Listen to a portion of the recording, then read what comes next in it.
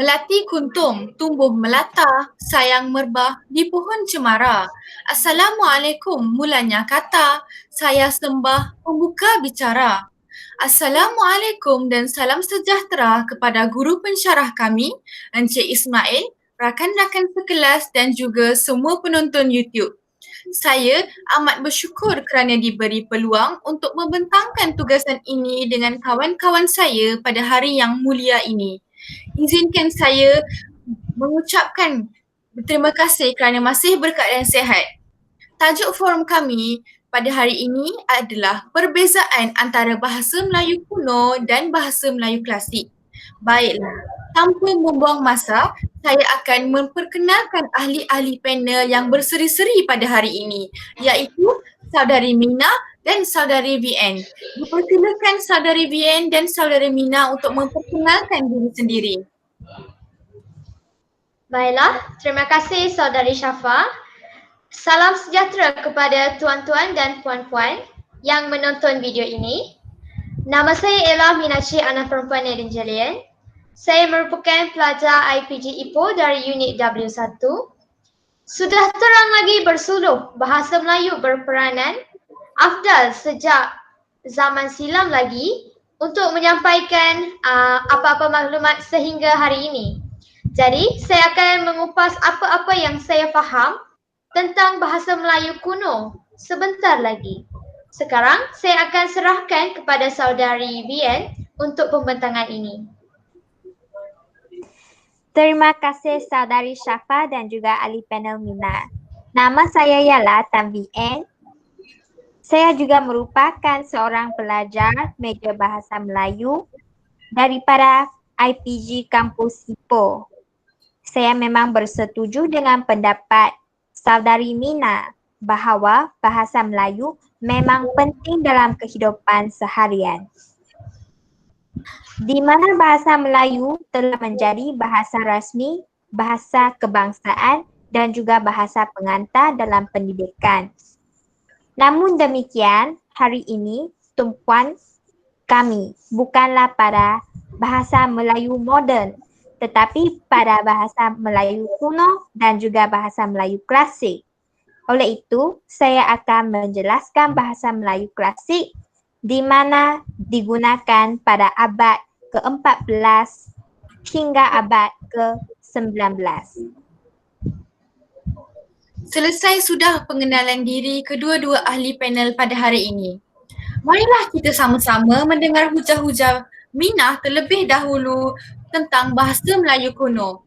Bolehkah Saudari Mina menjelaskan serba sedikit tentang bahasa Melayu kuno? Tentulah boleh, Saudari Syafa. Bahasa Melayu kuno ialah bahasa yang banyak dipengaruhi oleh sistem bahasa Sanskrit.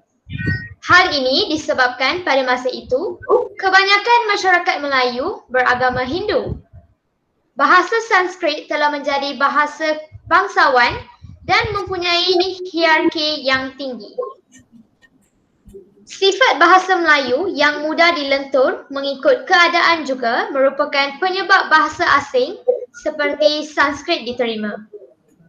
Bahasa Melayu kuno telah mengalami zaman kegemilannya semasa berada di bawah kerajaan Sriwijaya iaitu abad ke-7 hingga abad ke-13 kerana bahasa ini telah menjadi lingua franca dan bahasa pemerintah. Terdapat juga kajian tentang bahasa Melayu kuno iaitu bahasa Melayu kuno juga telah menjadi bahasa komunikasi di Kepulauan Melayu, Kepulauan Riau dan juga Sumatera pada masa itu. Ciri-ciri bahasa Melayu kuno termasuklah awalan ber ialah mar dalam bahasa Melayu kuno. Awalan di ialah ni dalam bahasa Melayu kuno dan huruf H hilang dalam bahasa Melayu moden. Sebagai contohnya, berlepas ialah merlepas, diperbuat disebut sebagai niparwat dan perkataan semua ialah samuha. Itu saja, Saudari. Oh begitu. Rupa-rupanya ciri-ciri bahasa Melayu kuno begitu unik dibandingkan dengan bahasa Melayu moden zaman sekarang. Bagaimanakah dengan bahasa Melayu klasik pula? Bolehkah saudari VN berkongsi pengetahuan tentang bahasa Melayu klasik? Ya, Syafa. Bahasa Melayu klasik ialah bahasa Melayu yang digunakan pada abad ke-19 dan juga yang digunakan pada abad ke-14 hingga abad ke-19. Pada zaman ini, pengaruh Arab dan pengaruh Islam sangat giat berkembang di Nusantara. Pengaruh Islam juga semakin kuat sehingga bahasa Melayu mengalami banyak perubahan dari aspek kosakata, struktur ayat dan tulisan. Bahasa Melayu klasik ialah bahasa yang berkembang selari dengan pengaruh agama Islam di Asia Tenggara.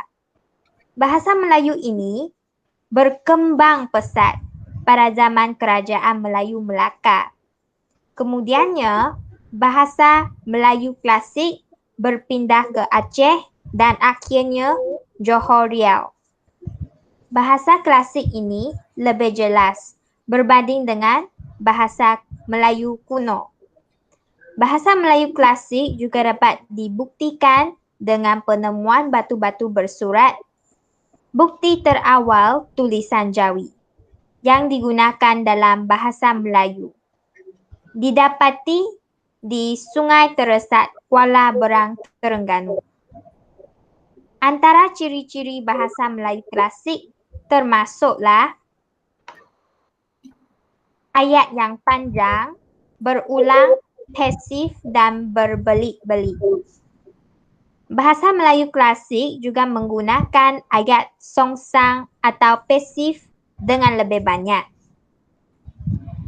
Kata penegasan pun dan lah juga kerap digunakan. Terdapat jugalah kosakata klasik seperti ceritera yang dikenali sebagai cerita, masyghul yang dikenali sebagai sedih, amarah iaitu marah dan berahi iaitu cinta. Tambahan pula bahasa istana seperti tuanku dan penggunaan kata pangkal ayat iaitu al-kisah, hatta, maka juga acap kali digunakan dalam bahasa Melayu klasik.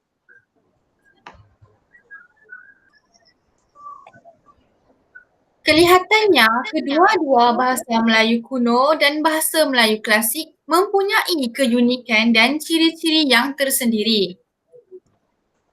Namun, sebagaimana saya mengetahui bahawa sebenarnya kedua-dua bahasa ini mempunyai sistem tulisan, maka saya tidak sabar untuk mendengar hujah saudari Mina tentang sistem tulisan bahasa Melayu kuno. Oh, lazimnya bahasa Melayu kuno ditulis pada daun lontar, batu, patung, kulit kayu dan haiwan, tanduk haiwan dan sebagainya. Orang zaman silam pada asalnya hanya menggunakan tulisan Batak, Rencong, Lampungan dan Lontara. Namun, tulisan Pallawa, Nagiri dan Kawi akhirnya menggantikan tulisan asal tersebut. Tulisan yang pertama iaitu tulisan Pallawa yang berasal daripada skrip Grantha, iaitu skrip India yang digunakan oleh Raja-Raja Pallawa.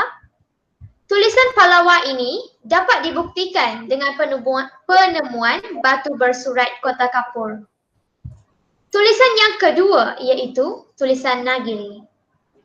Tulisan ini pula berasal dari utara India dan digunakan pada batu bersurat yang dinamakan sebagai batu bersurat Gandasuli. Tulisan yang ketiga pula ialah tulisan Kawi. Kawi dalam bahasa Sanskrit bermaksud penyair. Tulisan ini berasal dari skrip Pali Kyokta daripada skrip Brahmi Purda di India.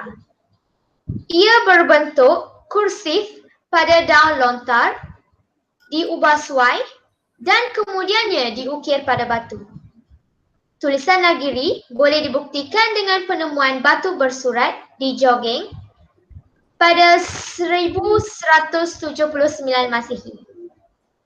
Penemuan batu bersurat untuk bahasa Melayu kuno termasuklah batu bersurat Kedukan Bukit, Palembang pada 683 Masihi, batu bersurat Talang Ruwo, Palembang pada 684 Masihi, batu bersurat Kota Kampur, Bangka dan pada 692 Masihi, batu bersurat Karang Brahi di Meringin. Itu saja Syafa. Wah, terima kasih Saudari Mina atas penerangan yang begitu jelas. Bagaimana pula dengan sistem tulisan dan fungsi bahasa Melayu klasik, Saudari Bien?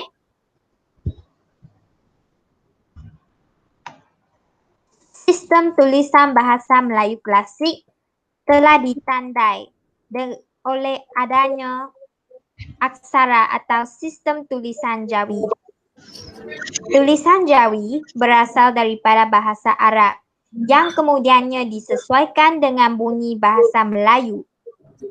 Bukti terawal tulisan Jawi dalam bahasa Melayu terdapat pada batu bersurat di Sungai Teresat, Kuala Berang, Terengganu. Terdapat juga penemuan batu-batu bersurat lain yang dapat membuktikan tulisan bahasa Melayu klasik, iaitu batu bersurat Pagaruyung, Minangkabau pada tahun 1356. Batu bersurat Minya Tujuh di Aceh pada tahun 1380. Selain daripada dijadikan lingua franca, bahasa Melayu klasik berjaya diangkat sebagai bahasa pentadbiran oleh kerajaan Melayu seperti Kerajaan Pasai Sumatera, Melaka, Johor, Johor Lama, Riau Lingga dan sebagainya. Bahasa klasik pun bertujuan untuk melicinkan proses surat menyurat dalam kalangan raja dan para pedagang. Lebih-lebih lagi, bahasa Melayu klasik telah dimartabatkan sebagai bahasa ilmu, bahasa undang-undang dan bahasa persuratan. Beberapa karya telah dihasilkan dalam bahasa Melayu klasik pada zaman Kerajaan Aceh. Golongan cerdik pandai dan cendekiawan dalam penulisan ilmu tasawuf dan falsafah Islam juga dibentuk. Sebagai contoh, hikayat Raja-Raja Pasai, hikayat Muhammad Ali Hanafiah, hikayat Amir Hamzah dan sebagainya telah terhasil. Bagi aspek undang-undang, hukum kanun Melaka dan hukum kanun Pahang merupakan contoh bagi undang-undang yang ditulis dalam bahasa Melayu klasik. Akhir sekali, bahasa Melayu klasik dijadikan sumber hiburan untuk merehatkan minda dan melepaskan tekanan untuk menulis sesuatu karya. Sekian pendapat daripada saya. Setelah mendengar pendapat daripada kedua-dua panel, saya telah membuat satu rumusan dan perbandingan tentang bahasa Melayu kuno dan bahasa Melayu klasik. Kesimpulannya, terdapat sistem tulisan untuk kedua-dua bahasa Melayu ini. Kedua-dua bahasa Melayu ini juga telah menjadi lingua franca pada zaman yang berbeza dan mempunyai ciri-ciri yang berlainan. Selain itu, terdapatnya batu-batu bersurat untuk bahasa Melayu kuno dan bahasa Melayu klasik. Baiklah, sampai sini sahaja forum kami pada hari ini. Sebelum kami berundur, izinkan saya menyampaikan sebuah pantun. Batang kelapa untuk titian kerana karam semua sampan. Terima kasih atas perhatian. Terima kasih, cukup sekian. Buanglah yang keruh, ambillah yang jernih. Kami menyusun 10 jari sekiranya ada terkasar bahasa, tersilap kata dan terlanjur bicara yang menyinggung perasaan sekalian. Ampun diminta, maaf dipinta. Sekian, terima kasih. Sekian, terima kasih. Sekian, terima kasih.